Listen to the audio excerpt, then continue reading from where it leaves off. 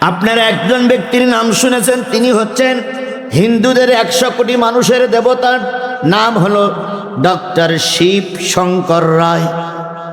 শুনেছেন আপনারা? তিনি মুসলমান হয়েছে, নাম কি? ডাক্তার ইসলামুল হক। তিনি একটা ধারণা করেছিলেন মুসলমানদের, কোরআন আল্লাহ নিজেই বলেছেন এই কোরআন নাজিল করেছি আমি আল্লাহ, সংরক্ষণ করব আমি আল্লাহ। আমি এই কোরআন একটু রিসার্চ করতে চাই, কোরআন একটু জানতে চাই।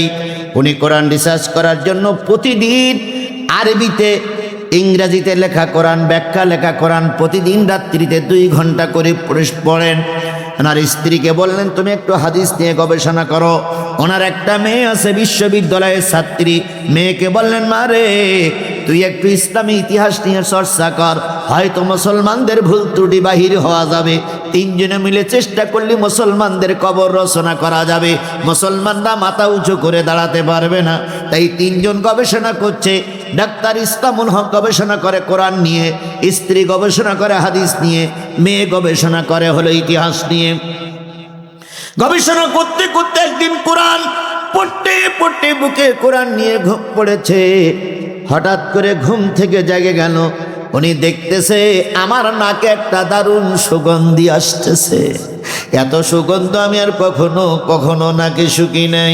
উনি চোখ মেলে দেখে ঘরটা একটা অন্যরকম আলোয় আলোকময় হয়ে গেছে।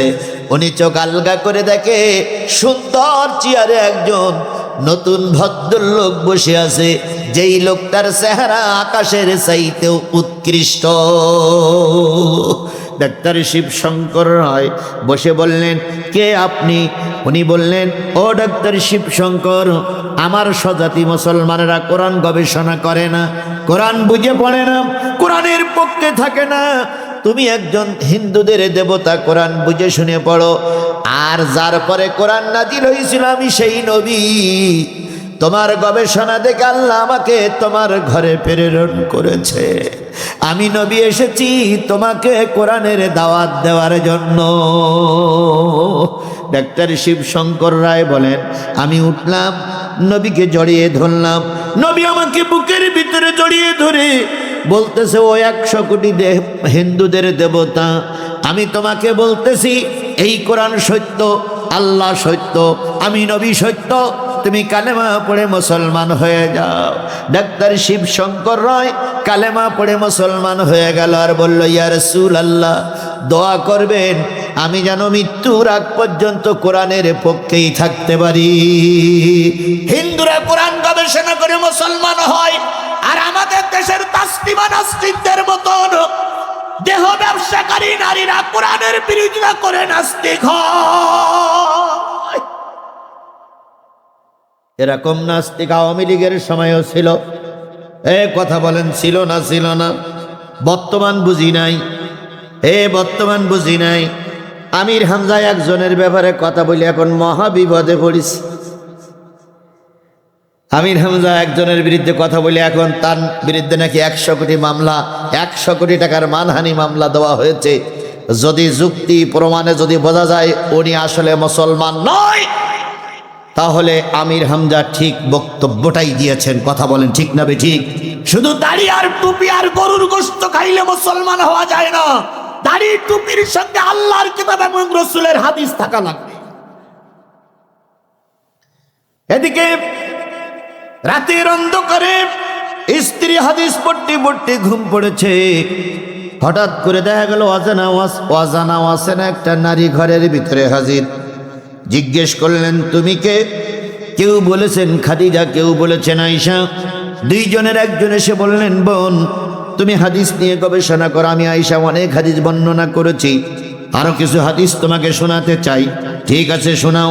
হাদিস শোনানোর পর স্ত্রী কালেমা পড়ে মুসলমান হয়ে গেলেন। ফাতেমারে পাঠানো হলো, ফাতেমা মেয়ের কাছে যাও। মেয়ের কাছে আসলো, কালেমার দাওয়াত দিল। 3 জন নারী আর 2 জন নারী আর 1 জন পুরুষ কালেমা পড়ে মুসলমান হলো। কোরআন গবেষণা করে হিন্দু ও মুসলিমরা কালেমা পড়ে মুসলমান হয়, আর আমাদের দেশের মুসলমানরা কোরআন বিরোধী হয়। তার জ্বলন্ত প্রমাণ আপনাদের সামনে করে গাজী নজরুল ইসলাম ভাই ছিল আমাদের প্রিয় ভাই, কথা বলেন ঠিক না বেঠিক? তিনি সারা জীবন কোরআন রিসার্চ করেছেন, সারা জীবন কোরআনের পক্ষেই চলেছেন, জীবনে কোরআনের পক্ষে থাকতে যেই বহু মামলার আসামি হয়েছেন, অথচ তার বিরুদ্ধে অনেকেই অনেক কথা বলতো। আপনারা মারা যাবেন, আমরাও মারা যাব ভাই, রোজে মহশরের ময়দানে আপনারা উঠবেন, আমরা উঠবো। রাজনীতি যার যার, কোরআন কিন্তু সবার। কোরআনের বিরোধিতা করে কোনো রাজনীতি বাংলার জমিনে কাউকে করতে দেওয়া হবে না। শেখ হাসিনা সাইদির বিরোধী ছিল, শেখ হাসিনা নেজামের বিরোধী ছিল, জনগণের তাবড় খেয়ে শেখ হাসিনা পালাইছে। আজ যদি কেউ কোরআন হাদিসের বিরোধিতা করো, ওদের থেকে শিক্ষা নাও, হয়তো ওদের কাপড় পরার সুযোগ হয়েছে, তোমাদের জনগণ পায়জামা খুলে দাঁড়াইয়ে দেবে। কারে ভয় দেখাবো আমাদের? আমরা এই দেশে উড়ে আসিনি, কথা বলেন ঠিক না বে ঠিক? এই দেশ আলেম ওলামাদের দেশ, এই দেশ কোরআন হাদিসের দেশ, এই দেশ তাফসীর মুফাসসির কারকদের দেশ, কথা বলেন ঠিক না বে ঠিক? এই দেশ ওলি আল্লাহর দেশ। এখানে ফাজলামি করলে অতীত থেকে শিক্ষা নিতে হবে, কাউকে ছেড়ে দেওয়া হবে না। যাদের হৃদয় আছে আল্লাহর ভয়, তারা কভু পথ ভুলে যায় না, তারা কভু পথ ভুলে যায় না। আল্লাহর প্রেম ছাড়া এই দুনিয়ায় কারো কাছে কোনো কিছু চায় না। রাতের আধারে যারা সিজদাতে রয়, দু চোখের অশ্রুতে নদী যেন বয়, ছলনার হাত ছানি যতই আসুক, ছলনার হাত ছানি যতই আসুক, পিছনে ফিরেও তাকায় না। যাদের হৃদয় আছে আল্লাহর ভয়, তারা কভু পথ ভুলে যায় না। তাহলে কোরআন সত্য সার্টিফিকেট দিলেন কে? আরো জোরে বলেন। মুসাদ্দিকাল লিমা বাইনা ইয়াদাইহি, শুধু এই কিতাব সত্য নয়, তাওরাত সত্য, জব্বুর সত্য, ইনজিল সত্য। আগের যে তিনটে কিতাব আমি আল্লাহ দিয়েছি ও তিনটেও সত্য, কিন্তু ওই তিনটার হুকুম এখন চালু নাই। এখন সমাজে চালু আছে কার হুকুম? কোরআনের হুকুম। কিসের হুকুম বলেন? ইন্নাল্লাহা বিইবাদিহি লাখবীরুম বাসীর।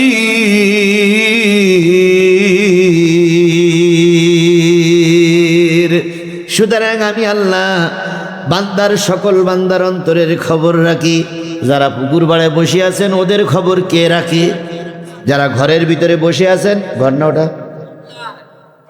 পাকা ঘর, ওর খবর কে রাখে? যারা সামনে বসে আছেন তাদের খবর কে রাখে? যারা স্টেজে বসে আছেন তাদের খবর কে রাখে? কেউ কেউ দোয়া করে, আল্লাহ এত লোকের মরণ হয়, তা জিহাদি মরে না কেন? এরকম বলা লোক আছে না নাই? এর ভিতরেই আছে। কালকেই হয়তো বলবে একটা কাহিনী শোনার জন্য জিহাদিরে ডেকে নিয়ে আসলাম, কিন্তু এমন এমন কিছু কথা বলে গেল যা আমাদের কলিজায় ঘা লেগেছে। গাড়ি ঘোড়ায় কত লোক মারা যায়, কিন্তু এই হুজুর মারা যায় না কেন? বাইরে যতই বদদোয়া করো না কেন, আগের সরকার 17 বছর আন্দোলন করে জিহাদির কিছু করতে পারিনি, তোমরাও আল্লাহর রহমতে কিছুই করতে কারণ সব কিছু কার হাতে? বগুড়ায় ওয়াজ হচ্ছে, কাহালু থানা দাওয়াত করেছে শিবির আর ছাত্র দল। তখন শিবির আর ছাত্র দল কি ছিল? এক ছিল, বন্ধু ছিল। আর এখন ক্ষমতায় যাওয়ার জন্য এ ওর কয় রাজাকার, ওর কয় এখন যাই হোক, দুই পার্টি মিলে আমার দাওয়াত করেছে, জিহাদির কাছ থেকে ওয়াজ শুনবে, অন্তত আওয়ামী লীগের বিরুদ্ধে কিছু বলবে। তখন আওয়ামী লীগের বিরুদ্ধে ওয়াজ করে যখন নেমে আসতো, তখন বিএনপি ওয়ালারা বলতো সাতক্ষীরার একটা বাঘের বাচ্চা। আর এখন একই ওয়াজ করি, ওরা বলে আল্লাহ।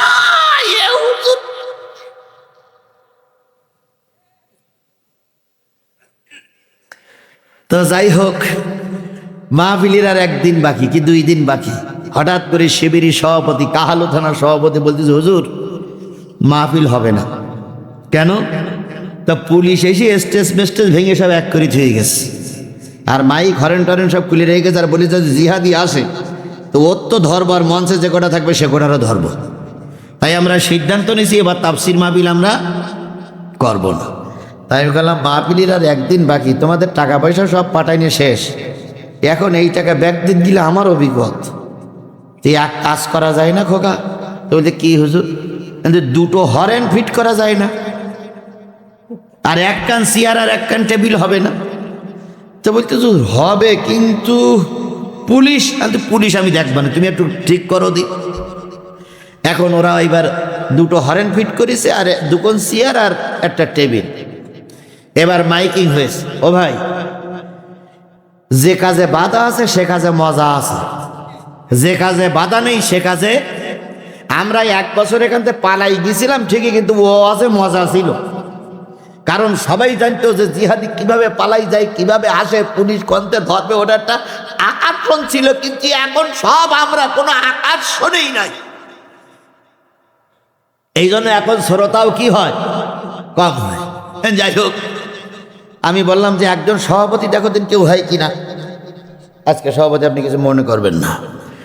এখন ওরা যার কাছে যায় সে বলে আমি সভাপতি হতে পারবো না, জিহাদির মাহফিলি সভাপতি মরা, আমিও তালে নেই। শেষ পর্যন্ত ইমাম সাহেব বুদ্ধি দিয়েছে যে প্রাইমারি স্কুলের একটা মাস্টার আছে, রিটায়ার্ড হয়ে গেছে, ওর কাছে যা, যেয়ে দেখদিন ওর সভাপতি হয় কিনা।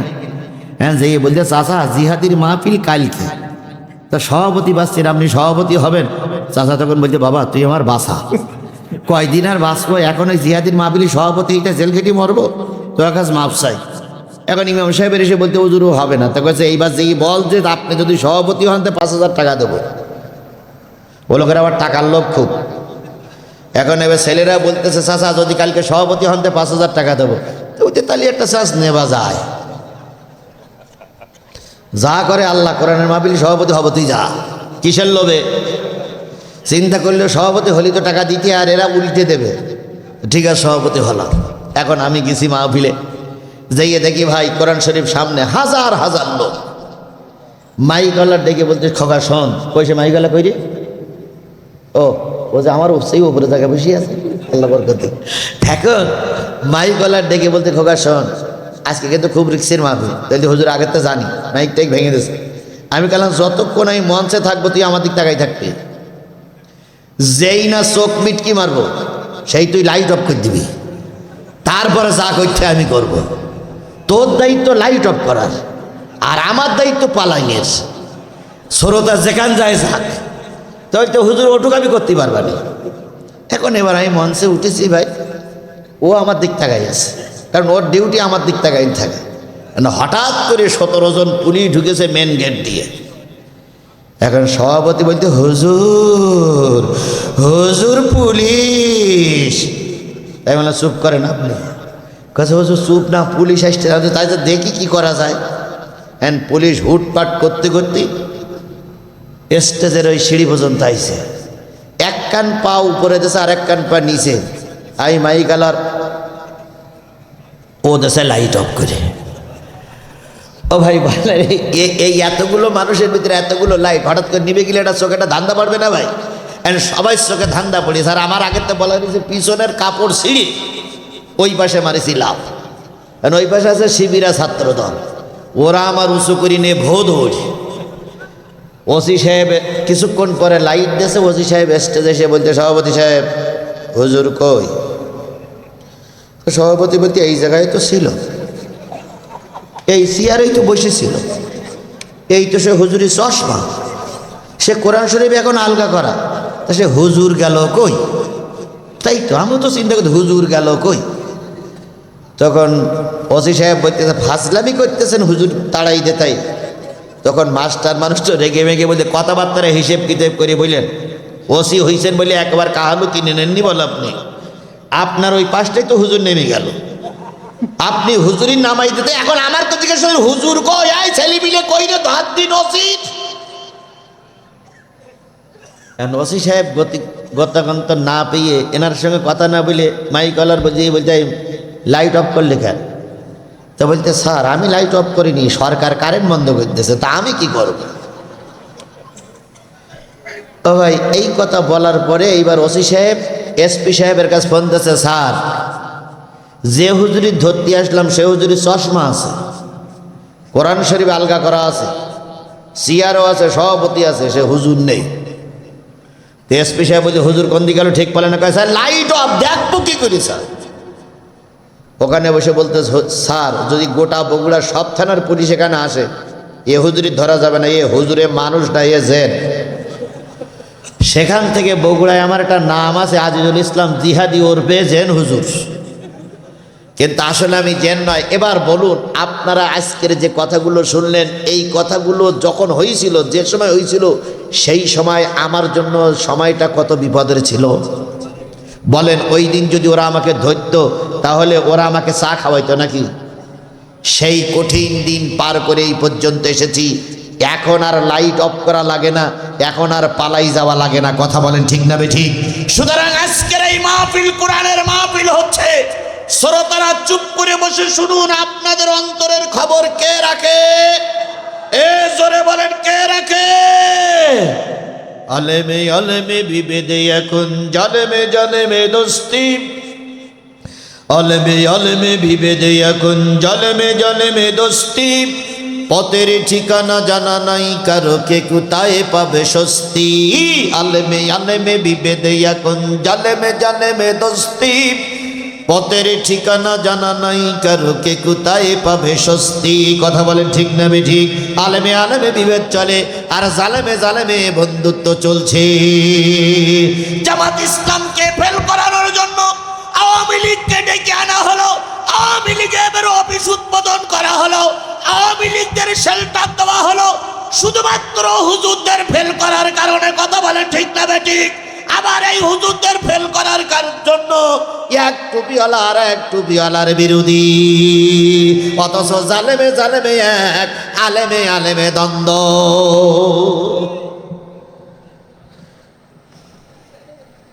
কথা কি বাড়াই বললাম না ঠিক বললাম? আপনি একটু মিলাই দেখেন তো, সব জালেমেরা মূলত কি এক, আর আলেম এক হুজুর আর এক হুজুরের বিরুদ্ধে ফতোয়া দিচ্ছে।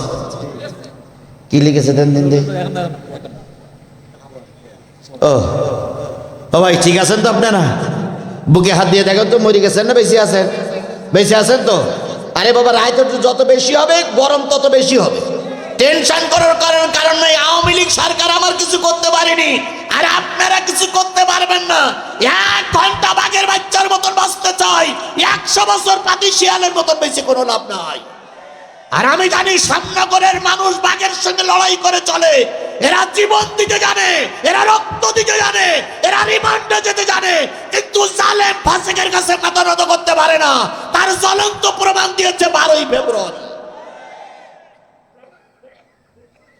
কত লোক বলেছিল গাজী নজরুল ইসলাম বিপুল ভোটে ফেল করবে, আর আমরা বলেছিলাম সাতক্ষীরা আর শ্যামনগর ফেল করাতে পারে এমন কোনো বাপের বেটা এখন আর সাতক্ষীরায় জন্ম নেয়নি। তারা জ্বলন্ত প্রমাণ আপনারাই দিয়েছেন। কথা বলেন, কথা বলেন, কথা বলেন। আগামীতেও কোরআনের পক্ষে থেকে আমরা দেখাই দেব শ্যামনগরের মানুষ কোরআনের পক্ষে, কোরআন বিরোধী নয়। তাহলে যে জিনিসটা বলতে যাচ্ছিলাম, অন্তরের খবর কে রাখে? আরো জোরে বলেন, কে রাখে? সুম্মাউ রাস্তাল কিতাব। এবার আপনাদের কথা, এতক্ষণ আল্লাহ কোরআনের বর্ণনা দিলেন, এবার 4 নম্বর পয়েন্ট আপনাদের কথা। সুম্মাউ রাসনাল কিতাবাল্লাযীনা ইসতাফাইনা মিন ইবাদিনা। অতঃপর শোনো, পৃথিবীতে যত আমি আল্লাহর বান্দা তৈরি করে দিয়েছি, এই তৈরি করা বান্দাদের ভিতর থেকে আল্লাহ রাব্বুল আলামিন বললেন, আমি এই কিতাবের উত্তরাধিকারী কিছু মুসলমান বানিয়েছি। কিছু মুসলমান, কিছু হিন্দু, কিছু খ্রিস্টান।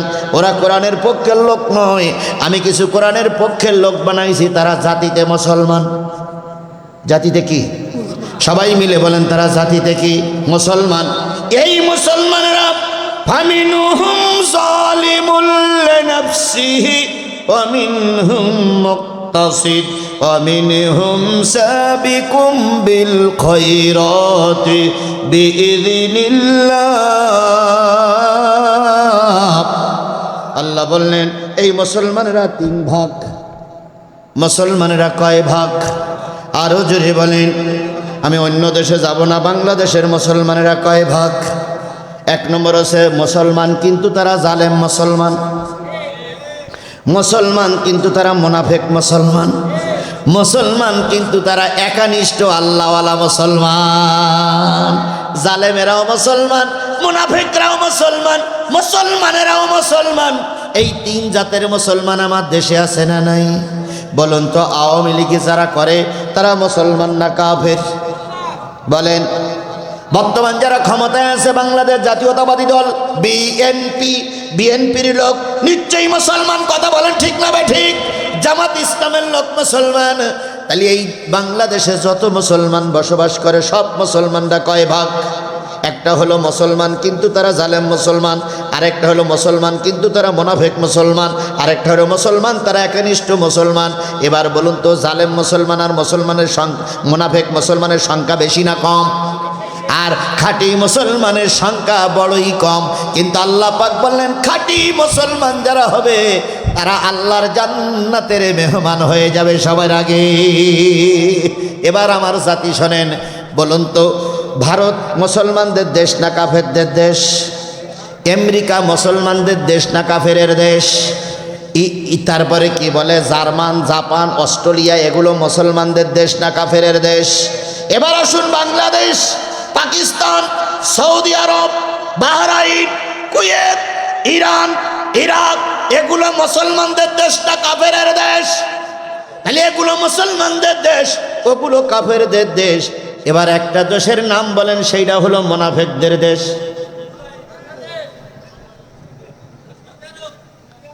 আচ্ছা, এই লোকেরা আমি কি করে বুঝবো এখন?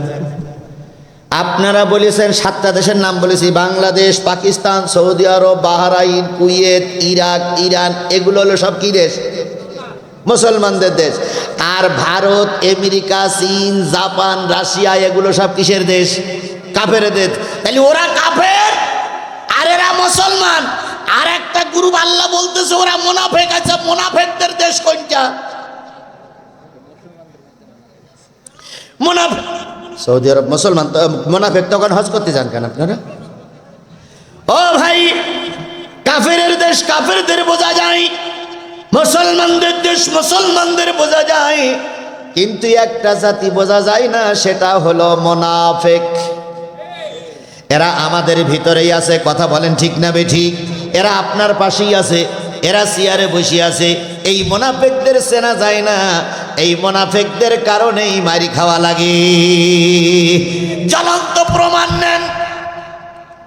আল্লাহ রসুল প্রথম একটা যুদ্ধে গেলেন, সেই যুদ্ধটার নাম কি? এই সবাই মিলে বলেন, আমার দিকে খেয়াল করেন, খুবই গুরুত্বপূর্ণ কথা, সবাইকে শুনতে হবে, সামনে আরো নির্বাচন আছে, সবাইকে শুনতে হবে। বলুন তো, আল্লাহ রসুল প্রথম যুদ্ধে গেলেন, বদরের যুদ্ধ কাদের সঙ্গে? কাফেরদের সঙ্গে। কতজন লোক নিয়ে? কতজন লোক নিয়ে? কাফেরেরা কয়জন? 1000 লোক নিয়ে বদরের যুদ্ধে গেলেন। কি মাসে? এই জোরে বলেন, কি মাসে? রমজান মাসে বদরের যুদ্ধে গেলেন। যুদ্ধে যাওয়ার আগে আল্লাহ রসুল আল্লাহর কাছে কাঁদলেন, মালিক, রোজার মাস, আগামীকাল যুদ্ধ, কাফেরেরা সেজে গুজে আসছে আমাদেরকে শেষ করার জন্য। যদি আগামীকালকের যুদ্ধে আমরা নিঃশেষ হয়ে যাই, কোরআনের পতাকা উড়ানোর মতন লোক আর পৃথিবীতে কেউ থাকবে না। আল্লাহ, কাফেরদের সঙ্গে যুদ্ধ তুমি আমাকে বিজয় দান করিও। বলুন তো, ওই যুদ্ধে আল্লাহ রসুল হেরে গেল না জিতে গেল? 313 জন লোক নিয়ে আল্লাহ রসুল বদরের যুদ্ধে জিতে গেলেন। আল্লাহ রসুলের দোয়া কবুল হলো, রসুলের দোয়া বৃথা যায়নি, বৃথা গেল না। এবার বলুন তো, দ্বিতীয় যে যুদ্ধ, সেই যুদ্ধটার নাম কি? অহুদের যুদ্ধ। অহুদের যুদ্ধে মুসলমানদের সংখ্যা কত? 1000। কাফেরদের সংখ্যা কত? 3000। 3000 কাফেরের মোকাবেলায় 1000 মুসলমান চলে গেছে। সংখ্যা দিকের দিকে লক্ষ্য করলে খুব বেশি মনে হলো না, কিন্তু ওই যুদ্ধে আল্লাহ রসুল শুধু মারি খেলেন না, দান মোবারক শহীদ হয়ে গেল, দাঁত ভেঙে গেল, হেলমেট ভেঙে গেল, রসুল গর্তের ভিতরে উপুড় হয়ে পড়ে গেলেন। রসুল বুঝেছিলেন আমি আর মনে হয় বাঁচতে পারবো না। নবীজি ছোট্ট 2টা পা নাড়াচ্ছিলেন, একজন সাহাবী কিনারা দিয়ে যাচ্ছিল, হঠাৎ করে লক্ষ্য করলেন 2টা পা নড়তেছে। পার কাছে যেয়ে বললেন, কে আপনি? পড়ে আছেন। নবীজি বলেন, ও সাহাবী, সাথীদের সংবাদ দাও, আমি গর্তের ভিতরে পড়ে আছি, আমি আর উঠতে পারি না। সাথীরা সংবাদ দিল, নবীজিকেও সোজা করে দাঁড় করানো হলো। আল্লাহর নবীর হেলমেট ভেঙে গেছে, দান্দান মুবারক শহীদ হয়ে গেছে। 70 জন সাহাবী মারা গেলেন, 70 জন সাহাবী আহত হলো। বলুন তো, বদরের যুদ্ধে আল্লাহ রসুল দোয়া করেছিলেন, অহুদের যুদ্ধ কি দোয়া করেন নাই? উত্তর দেন না কে? অহুদের যুদ্ধে আল্লাহ রসুল দোয়া করেছিল না করিনি? তাহলে বদরের দোয়া আল্লাহ কবুল করলেন, অহুদের দোয়া আল্লাহ কেন কবুল করলেন না? দোষটা নিশ্চয়ই আল্লাহ। নাউজুবিল্লাহ। তাহলে কেন কবুল করলেন নাই? কেন কবুল করলেন না, এই কথাটা আমি আপনাদের শোনাতে চাই। কেন কবুল করেন নাই শুনতে রাজি আছেন তো আপনারা? উহুদের যুদ্ধের আল্লাহ রসুল সংবাদ হয়ে গেছে, মারা গেছে। একজন নারী, আমার বোনেরা ভালো করে শোনেন, একজন নারী উঠান ঝাড়ু দিচ্ছিলেন। হঠাৎ করে কে যেন বলতেছে, নবী নাই, নবী উহুদের যুদ্ধে মারা গেছে, যদি কেউ দেখতে চাও ছুটে চলো। ওই মহিলা ঝাড়ুটা ফেলাই দিল, কোমরে কাপড়টা জড়িয়ে উর্ধ্বশ্বাসে উহুদের ময়দানে ছুটতেছে। নবীজির পরে তাদের ভালোবাসা কেমন ছিল, উর্ধ্বশ্বাসে ছুটতেছে। হঠাৎ করে একদল লোক আহত ভাইদেরকে কাঁধে করে নিয়ে বাড়ির দিকে আসতেছিল। নারীর সামনে ব্যারিকেড দিয়ে বলল, গো বোন, কোথায় যাও? উহুদের ময়দানে যেয়ে লাভ নাই, উহুদের ময়দানে তোমার বাবা শহীদ হয়ে গেছে, তোমার বাবার বডির থেকে মাথা আলাদা হয়ে পড়ে আছে, আমরা নিজের চোখে দেখে এসেছি। ওই মহিলা দাঁড়াইয়ে বলতেছে, ওগো প্রতীক, পথ ছেড়ে দাও, বাবা যদি উহুদের ময়দানে শহীদ হয়ে থাকে আমার দুঃখ নাই, কারণ বাবা মরে গেলে আর একজনকে বাবা বলে ডাকতে পারবো। বলো তো আমার নবী কেমন আছে? ওরা বললেন, শুনেছি নবী মারা গেছে। কেউ বলতেছে নবী বেঁচে আছে। কয়, পথ ছেড়ে দাও, নবী যদি মারা যেয়ে থাকে, আমি মহিলা, আমার বেঁচে থাকার কোনো দরকার নেই, আমি উহুদের ময়দানে যাচ্ছি। পথ ছেড়ে দিল। কিছুদূর যাওয়ার পরে আর এক দল লোক বলতেছে, বোন কোথায় যাও? তোমার ভাই উহুদের ময়দানে মারা গেছে। কয়, যাক, ভাই মারা গেলে ভাই পাওয়া যাবে। কিছু দূর যাওয়ার পর আর এক দল বলতেছে, তোমার স্বামী আর তোমার ছেলে পড়ে আছে উহুদের ময়দানে। নারী বলতেছে, পথ ছেড়ে দাও, বয়স কম, বিয়ে করলে আর একটা স্বামী পাবো, ছেলে মারা গেছে, আর একটা ছেলে পেট থেকে আসলে মা বলে ডাকবে। কিন্তু নবী যদি মারা যায়, নবী আর পাওয়া যাবে না, কারণ আল্লাহ নিজেই বলেছেন, মা কানা মুহাম্মাদুন আবা আহাদিন মির রিজালিকুম।